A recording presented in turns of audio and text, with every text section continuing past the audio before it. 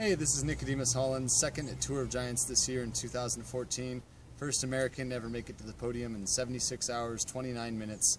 I wanted to talk a little bit about hallucinations and endurance sports, when they happen, where they happen, why they happen.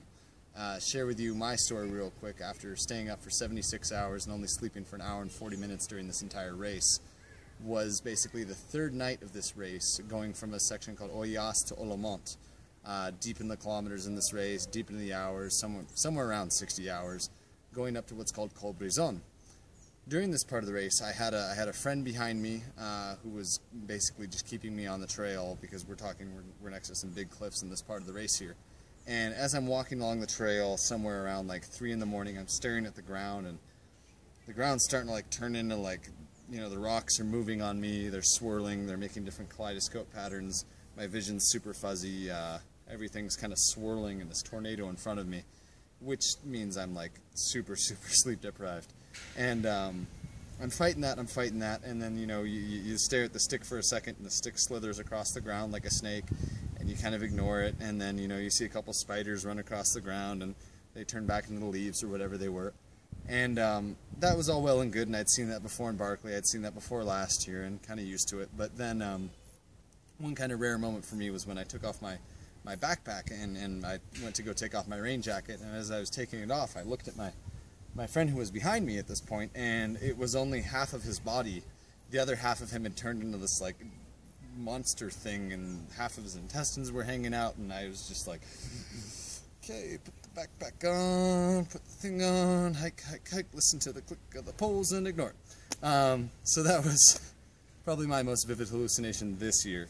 And after the race, after the awards ceremony this year, I went around and I asked probably about 10 to 15 different athletes, you know, what did you see? What was your experience at Tour? So this next little clip is basically different athletes and what they've seen during the race, their stories, their hallucinations, and I hope you enjoy. Here after Tour of Giants, I'm talking about hallucinations and Tour. Did you have any? Did you experience any? For the first time in my life, I had no hallucinations. I'm not sure what finally clicked in my brain, but no hallucinations, unfortunately. All right, she had a great race. No fun times. All right. Here we have Emily Leconte, first female at the Tour. What did you see during the race? At the end of the race, I've seen a lot of big t-shirt. Okay. Big t-shirt, and in fact there was the rocks. Only the rocks. Only the rocks. Okay. There were the worms, but I see. Oh, worms. Worms on t-shirts, okay, that's intense. 3 anni fa mi ero fermato a parlare con una vacca, con una mucca. Con una mucca. Pensando che fosse un fotografo. Che era un fotografo, e era una mucca. Era una mucca. We got 6th place, your name is? Dan Doherty. Dan Doherty, yeah. Right. And so what did you see during the race, or what was going on? Yeah, so I mean, I didn't sleep at all through the race. Okay. And, by about the 4th day, I started seeing faces in rocks. Okay. And then when people come up to me, I had to ask if they were real. Oh shit, yeah. Daniel al Collasonei, okay. Ero in una fase bella costa, vedevo una bella casa in pietra, sì, con un cane davanti che mi guardava. E che era una rocca? Un ramo di un arbore. Sì, sempre un ramo. Sempre sì. Where are you from? Martha Grant from Vancouver, Canada. Okay, nice. And we went real sleep deprived through Donas. So it was after Donas, but okay, before Gressony. Okay. We were hiking up, and it was around 2 in the morning or so, and Bruce and I did the whole race together. Okay. And he had been in front and waiting for me. Yeah. And he thought I was he thought I was angry or hurting or upset or something, but I was actually very distracted because the rocks were communicating to me. Oh, and God. I kept seeing numbers, and I thought they were maybe lottery numbers that I should be writing down in a certain order in order to win the big lotto. And then I guess it was just the mud and shoe tread. Okay. And they were making hieroglyphics, and I could see images and pictures, yep, and lots of smiley faces. Okay. And they were motivating me to go on. They were not scary at all. Right. Yeah. Happy, delirious. I was, yeah. And I was talking, oh, thank you, Mr. Monster with a forehead that I can step on. It was crazy. But, That's awesome. And I knew Nice. that it wasn't right, but I just kind of... You just kind of accepted and rolled with it. Yeah. And when he figured out what was going on, we slept right away. That's awesome. Viste durante la gara? Cosa ho visto? Sì. Posso parlare in italiano? Italiano va bene. Un po' di fotografi, un po' di... Sì? Sì. E dove? In che parte della gara? Alla fine. Alla fine? Hai visto il fotografo che non stai lì? Che non c'erano. Sì. Te parla con loro? O? No, però ne ho visti tanti alla fine. Sì, come... Here we got Philippe Roberts. Where are you from, man? I'm from Cardiff in Wales. Cardiff in Wales, cool. And just asking you about Hallucinations and Tour of Giants. Obviously, you're a finisher. Congratulations. And yeah, if you could just share me what you saw during the race and what that was like. Yeah, basically, I can't remember which day it was. I only remember it was a really hot day, so I had to put some suntan lotion on, and I'd been hallucinating on and off, minor hallucinations, seeing animals where there weren't animals and that kind of stuff, which I just kind of ignored. Next thing I remember is I'm walking along this path, looking for the yellow flags, because I'm trying to tell my grandmother about the pixies in the trees. Oh man! And in my mind, I was on some secret mission for my grandmother, but I had no concept of being in a race. Okay. What were you seeing during the race?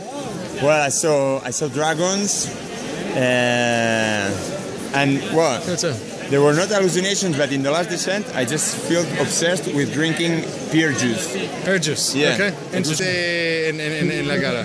Vedevo tante persone, tante persone vecchietti, sai cosa sono i vecchietti? Sì, vecchio. Persone vecchio seduti su panchine, che mi guardavano, tanti. Anche io, llegando a Champion, ho visto una persona vecchia vendendo funghi. Prima di che era realmente ramo di arbore? O? Rami di alberi, poi la salita al Brison erano tutti sempre fiori. Ok. Erano fiori. Però Yeah. Okay. Yeah. So you saw rocks turned into animals? Yeah. Something like baby also, you know. You saw the baby? Yeah, so scary sometimes. So what night was that? no, I mean, I don't know what is that. No, sometimes maybe it's sleepy. Okay.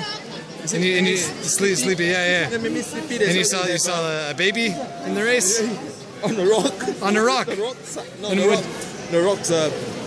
the rocks, right? Yeah. It's look like a painting, no? Allora, io come allucinazione ho sentito le campane delle chiese.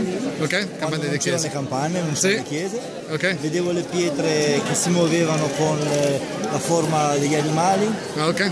Ho delle facce su per terra, sulla strada. Sì? Sì. Facce? E in che parte della gara? Dove stai? Sulla discesa che andavi giù a Saint-Rémy. So here we got Gary from Ireland here. He's got pretty jacked up during the race. Gary, I've heard from several other people, you have one of like the best hallucination stories that happen pretty much of the race. What can you tell me what went on? Okay, normally I think we all see little kind of leprechauns, bears, dogs and things like that. Yep. My hallucination was a little bit more complete. Okay. I had convinced myself that I was actually Barack Obama. Okay. And I was President of the United States. I was incognito in the race as a gesture of solidarity to the American people to lead them from the lower lands up to the highlands to save them from nuclear war. So as I was walking along, I was devising a new world order so I could start a new colony up in these higher lands. So as I was getting a little bit higher, I knew that I was starting to fade a little bit, and as Barack Obama, obviously I couldn't be seen to fail in this gesture, because I would be the leader of the New World Order. So suddenly and somehow the organisation had discovered that I was starting to fade, and they sent one of the sweepers who was behind me, incognito, up to rescue me. So I met a Spanish runner called Carlos, who came up behind me on one of the mountains. Genuine guy, not a part of hallucination, a runner. So he's real. He was genuine and real. He came up behind me and saw I was struggling. So he said, come follow me, follow my footsteps, come with me, which I did. Unbeknownst to him, I actually thought that he was a secret agent who had been sent to save Barack Obama from failing in the world. Oh shit. So we had a conversation for the next 3 hours, which involved him encouraging me to come along, and me pretending not to believe that he was just a runner and that he was not actually a sweeper who was just... Dude, that is the most like in-depth hallucination ever, man. It was pretty good. Jesus. And what part of the race was this? This was probably the fourth night. The fourth night, oh my God. 3,000 meter climb. Wow. Man. We went into the next morning with me still convinced that he was... That he was still incognito. So that hallucination, that whole deal lasted, what, like 8 hours? Until I went to bed the next morning. Holy crap. I woke up the next morning going... Oh my God. I'm not Barack Obama. I'm never going to tell anyone this. Dude. Thank you so much for sharing that, man. There we have Gary from Ireland.